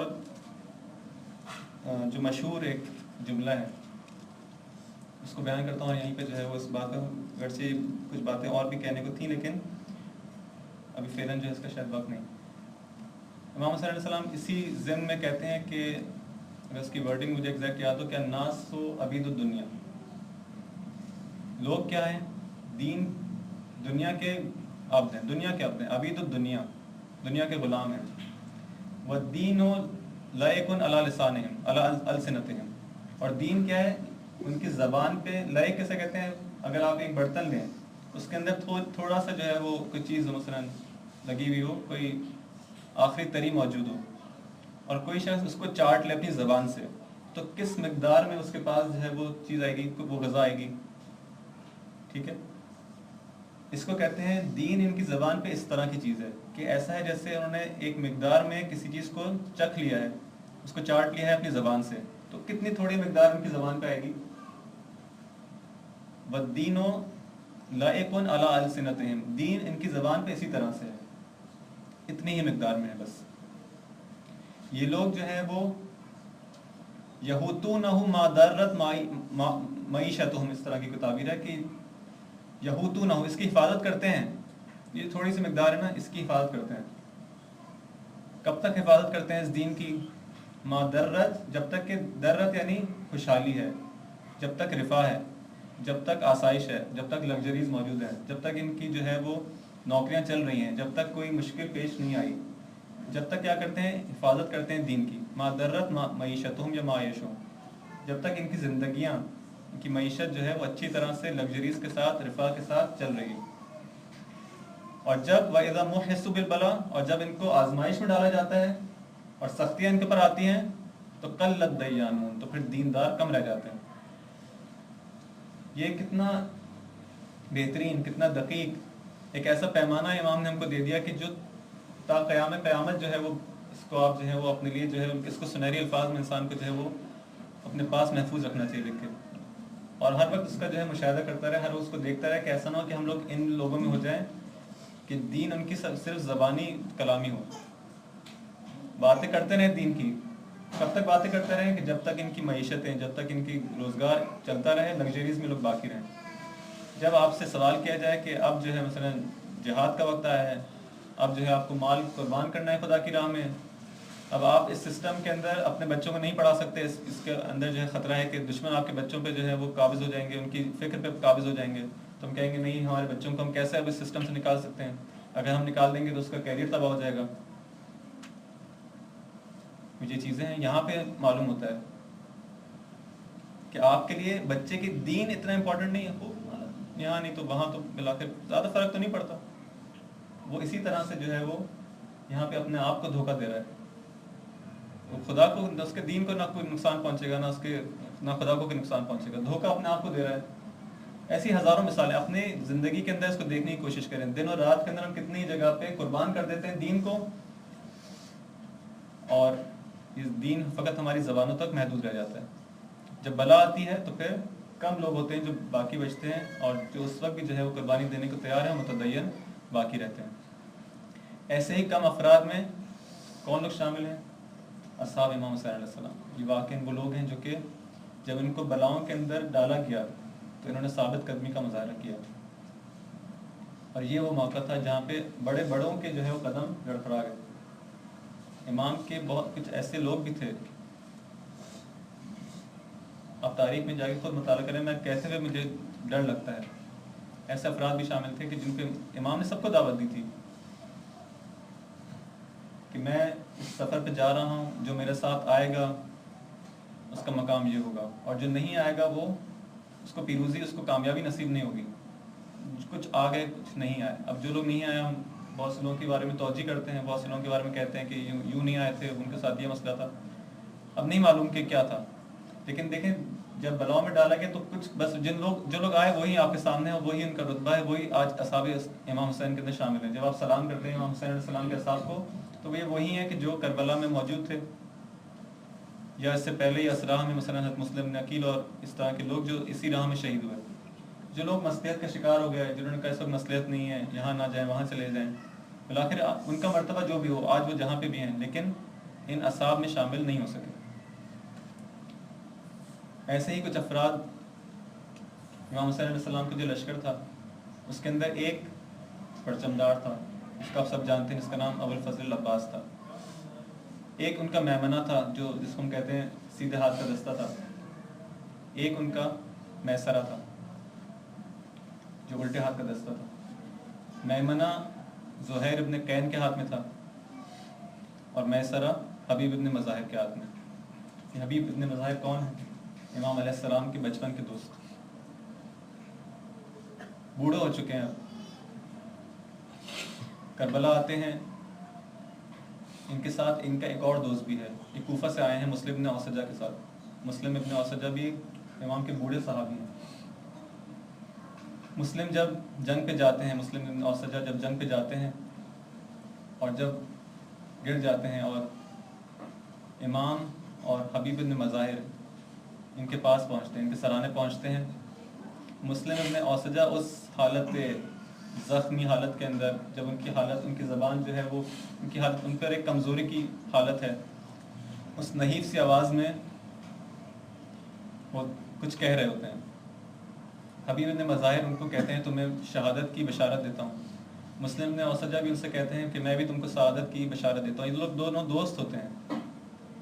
پھر حبیب مسلم ابن اوسجہ سے کہتے ہیں کہ اے مسلم، اگر مجھے معلوم ہوتا کہ میں تمہارے بعد زندہ رہنے والا ہوں تو تم سے کہتا کہ مجھ کو کچھ وصیت کر دو تاکہ میں تمہاری وصیت پر عمل کروں، لیکن میں تمہارے بعد زیادہ زندہ رہنے والا نہیں کہ میں تم سے کہوں کہ مجھے کچھ وصیت کرو. لیکن مسلم ابن اوسجہ کہتے نہیں، میں تم کو وصیت کرتا ہوں. کس چیز کی وصیت کرتے ہیں مسلم ابن اوسجہ؟ اشارہ کرتے ہیں اس شخص کی جانب، امام حسین کی جانب اشارہ کرتے ہیں کہ میں تم کو اس شخص کی وصیت کرتا ہوں، دیکھو اس کو تنہا نہ چھوڑنا. کہتے ہیں میں تجھ کو امام حسین کی وصیت کرتا ہوں کہ ان کے اوپر اپنی جان قربان کر دینا. حبیب ابن مظاہر کہتے ہیں کہ انشاءاللہ ایسا ہی ہوگا اور میں امام کو تنہا نہیں چھوڑوں گا اور اپنی جان ان پہ قربان کر دوں گا. حبیب ابن مظاہر جب نماز ظہر کا وقت ہوتا ہے تو لشکر اشقیہ میں سے کوئی صدا دیتا ہے کہ تم لوگ نماز کی مہلت مانگتے ہو، تم لوگوں کی نماز کب قبول ہوگی؟ حبیب ابن مظاہر کو غصہ آتا ہے اور اس شخص سے کہتا ہے کہ اگر آل رسول کی نماز قبول نہیں ہوگی تو اس کو حمار کہتے ہیں، اے گدھے کیا تمہاری نماز قبول ہوگی؟ کیسی بات کرتے ہو کہ آل رسول کو اس طرح سے کہہ رہے ہو کہ تم لوگ کیا نماز پڑھ کے کیا کرو گے، تمہاری نمازیں کہاں قبول ہوں گی؟ حبیب ابن مظاہر کو جب غصہ آتا ہے اس شخص پہ حملہ کرتے ہیں، کہ جب اس شخص غصے میں دلاتے ہیں تو وہ شخص حبیب ابن مظاہر پہ حملہ کرتا ہے اور حبیب جو ہے ایک جنگ کا آغاز ہوتا ہے. اس جنگ کے اندر حبیب ابن مظاہر چند لوگوں کو واصل جہنم کرتے ہیں اور ایک شخص بالآخر ان کا سر تن سے جدا کر دیتا ہے. امام علیہ السلام جب اس شہادت کو دیکھتے ہیں تو تاریخ نے لکھا کہ امام علیہ السلام کے چہرے پہ شکستگی اور انکسار کے آثار نمایاں ہو جاتے ہیں. ان کا بچپن کا دوست تھے، ان کے نئے سرے کا سردار تھا، اس طرف میمنہ کا سردار زہیر ابن قین. کل آپ نے حر ابن یزید ریاحی کے بارے میں سنا کہ توبہ کی ایک مثال ہمارے لیے بن گئی. ایک اور مثال زہیر ابن قین. زہیر ابن قین کون تھا؟ یہ عثمانی مسلک کا آدمی تھا. یہ وہ شخص تھا جو سمجھتا تھا کہ امام علی علیہ السلام عثمان کے خون کے ذمہ دار ہیں. یہ وہ شخص تھا لیکن اس کے دل میں بھی ایک ادب تھا، بالآخر نبی کے نواسے کا احترام کرتا تھا دل میں. یہ شخص بھی مکہ سے چلا ہے، امام حسین علیہ السلام بھی مکہ سے چلے ہیں. دونوں کا کاروان ساتھ ساتھ جا رہا تھا کوفے کی طرف، لیکن زہیر ابن قین امام علیہ السلام کے کاروان کے نزدیک نہیں ہوتے تھے. زہیر کو خدشہ تھا کہ ایسا نہ ہو کہ میں امام کی کاروان کی جانب جاؤں اور وہ مجھے دعوت دے دیں اپنے ساتھ شمولیت کی. ادب تھا نا ایک دل میں، اس کو ڈر تھا کہ ایسا نہ ہو کہ نبی کا نواسا مجھے دعوت دے اور میں اس دعوت کو قبول نہ کر سکوں. دور چلتا تھا امام سے، لیکن امام بھی جانتے تھے کہ اس شخص کے دل میں نورانیت ہے. جہاں پہ نورانیت ہوتی ہے امام خود جو ہے آتے ہیں ہدایت کرنے کے لیے. ایک منزل پہ پہنچے، مجبور ہو گیا زہیر کہ اسی جگہ پہ پڑاؤ کرے جہاں پہ امام کا کاروان ہے. دونوں کاروان ایک ہی جگہ کے رکے. کھانے کا وقت ہوا، زہیر اپنے اصحاب کے ساتھ، اپنے دوستوں کے ساتھ، اپنے خانوادے کے ساتھ کھانے میں مشغول تھا کہ ایک شخص آتا ہے اور کہتا ہے کہ زہیر امام نے تجھے طلب کیا ہے. زہیر جب یہ سنتا ہے اس کے اوپر ایک سکتہ طاری ہو جاتا ہے. یہ وہی وہ خدشہ تھا جس سے وہ بچنا چاہ رہا تھا، یہی وہ ڈر تھا کہ وہ ایسا نہ ہو کہ امام اسے طلب کر لیں. جب سنا کہ امام نے طلب کیا ہے ان کو سکتہ اس کے اوپر طاری ہو جاتا ہے. جب زہیر کی بیوی کو اطلاع ملتی ہے کہ اس طرح سے امام نے طلب کیا ہے اور زہیر کے پاس آتی ہے، دیکھتی ہے کہ زہیر کے اوپر ایک سکتہ طاری ہے اور کچھ ساکت ہو کے بیٹھا ہوا ہے. اس کی بیوی کہتی ہے نبی کا نواسا تجھے پکار رہا ہے، کم از کم ان کی بات جا کے سن لے کہ وہ کہنا کیا چاہتے ہیں. یہ مومنہ اس کو اس حد تک آمادہ کرتی ہے. زہیر ایک مرجھائے ہوئے چہرے کے ساتھ امام کی خدمت میں جاتا ہے امام اس سے کچھ کہتے ہیں. تاریخ نے نہیں لکھا کہ زہیر اور امام کے درمیان کیا بات چیت ہوئی. ان کلمات کو تاریخ نے نہیں لکھا. فقط اتنا بتایا تاریخ نے کہ جب زہیر باہر نکلے خیمے سے تو ان کا چہرہ گلاب کی مانند کھل رہا تھا. اپنے خیمے میں واپس آئے, کہا مجھے اسلحہ سے لیس ہوئے. اپنے بیٹوں کو وصیت کی, اپنی بیٹیوں کو وصیت کی. اپنی زوجہ سے کہا جاؤ تم اپنے میکے جاؤ. اور میں لوگ سمجھ گئے کہ زہیر اب امام کے ساتھ ہونے جا رہے ہیں. زہیر کی بیوی نے کہا دیکھو تم امام کا ساتھ دینے تو جا رہے ہو, لیکن قیامت کے دن قیامت کے دن بیوی فاطمہ زہرا سے تم میری شفاعت کر دینا. مجھے چھوڑ کے اکیلے جنت میں نہیں چلے جانا. میں نے جو تمہارا دامن پکڑا ہے تو بیوی فاطمہ سے شفاعت کرنا کہ میری بیوی کو بھی جنت مل جائے. یہ کہنا تھا اور زہیر رخصت ہو گئے. امام علیہ السلام کی خدمت میں آئے. ایک وہ وقت تھا کہ جب یہ شخص عثمانی ہوا کرتا تھا. آج اس کا یہ مرتبہ ہے کہ یہ امام کے میمنے کا سردار ہے. امام کے میمنے کا سردار ہے. کتنی تبدیلی اس کے اندر آ گئی. اے کاش ہم بھی اس طرح سے امام ہماری توبہ کو قبول کر لیں. یہ شخص امام کے میمنے کا سردار ہے. اس کا اتنا بلند مرتبہ ہو گیا کہ جب آخری لمحے میں امام تنہا رہ گئے اور امام نے ندائے استغاثہ بلند کی اور کہا یا ابطال الصفا, اے وہ بہادر میرے با وفا صاحب, یا فرسان الحیجا, اے شیر دل مرد, اے مسلم ابن عقیل. یہاں پہ یاد کرتے ہیں چند لوگوں کو جن میں ان کا بھی نام ہے. آخر میں کن کو یاد کر رہے ہیں؟ اے مسلم ابن عقیل, اے ہانی ابن عروہ, اے حبیب ابن مظاہر, اے زہیر ابن قین. کہاں ہو؟ اس نیند سے اٹھو اور حرم آل رسول سے ظالموں کو دور کرو. وَسَيَعْلَمُ الَّذِينَ ظَلَمُوا أَيَّ مُنقَلَبٍ يَنقَلِبُونَ. خدایا ہماری اس کلیس عبادت کو قبول فرما. اے اللہ ہم تجھے واسطہ دیتے ہیں حضرت زہیر ابن قین کا کہ یہ لوگ کس طرح سے جنہوں نے ایک ہی لمحے میں صحیح فیصلہ کیا, صحیح راہ پر آ گئے اور اتنے بلند مقامات پہ فائز ہوئے. یا اللہ تجھے اس محبت کا واسطہ جو ہمارے دلوں میں بچپن سے امام حسین علیہ السلام کی جو محبت ہے, اس محبت کا واسطہ ہمیں بھی اس رائے ہدایت کی اس طرح سے ہدایت فرما کہ ہم اسی مقام پر اسی طرح سے اصحاب امام حسین علیہ السلام میں شریک ہو سکیں. اے اللہ انہی خطرناک مواقع پر جب مومنین کو بلاؤں میں ڈالا جاتا ہے ہم ان لوگوں میں سے نہ ہوں کہ دین ان کی فقط زبان پہ رہ جائے, بلکہ ہم لوگ واقعی ان لوگوں میں سے ہوں کہ جن کو امام کہتے ہیں یہ لوگ دیندار ہیں. ہم امام کے نزدیک دینداروں میں شامل ہو جائیں. اے اللہ ہمیں اپنے وظائف کو بہترین طریقے سے سمجھنے, اس کو بہترین طریقے سے عمل کرنے کی توفیق عطا فرما. ہمارے علم میں روز بروز اضافہ فرما اور اس علم کے ساتھ ساتھ عمل کرنے کی توفیق عطا فرما. ہمیں اپنے امام کے ظہور کا زمینہ فراہم کرنے کی توفیق عطا فرما. ان کے بہترین اصحاب انصار میں شامل ہونے کی توفیق عطا فرما.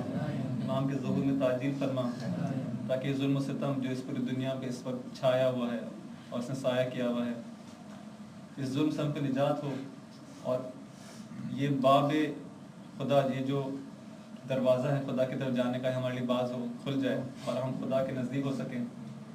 اس نعمت عظمیٰ سے جو ہم محروم ہیں کہ امام ہمارے درمیان موجود ہے لیکن ہم ان کو نہیں دیکھ سکتے, ان کی آواز کو نہیں سن سکتے, اس نعمت سے ہم کو مالامال کر دے. ان کے ظہور میں تعجیل فرما اور ہمیں اس مصیبت کو در کرنے کی توفیق عطا فرما کہ ہم اس عظیم مصیبت میں مبتلا ہیں کہ ہمارا امام ہمارے درمیان موجود ہے. اور ایسے بھی بعض افراد ہیں کہ جو ان سے رابطے میں ہیں لیکن میں اور آپ, بلکہ میں کہوں میں وہ شخص ہوں جو کہ اس مصیبت میں مبتلا ہوں کہ اس مصیبت کو درک بھی نہیں کر رہا, اس چیز کو اپنی زندگی, اس کمی کو اپنی زندگی میں محسوس بھی نہیں کرتا کہ ایک ایسی نعمت ہے کہ جس سے میں اگر چاہوں تو اپنے اعمال کے ذریعے یہاں تک پہنچ سکتا ہوں, اس مرتبے تک پہنچ سکتا ہوں. ہمیں اس پہلے مرحلے میں یہ درک اور احساس عطا فرما کہ اس نعمت سے محروم ہے تاکہ ہم اس دوسرے مرحلے میں اس کو حاصل کرنے کی کوشش کر سکیں. وآخر دعوانا الحمدللہ رب العالمین.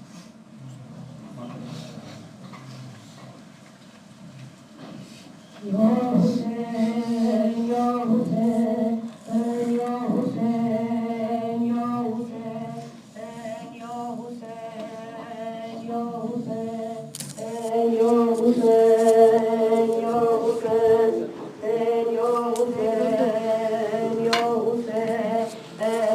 حسین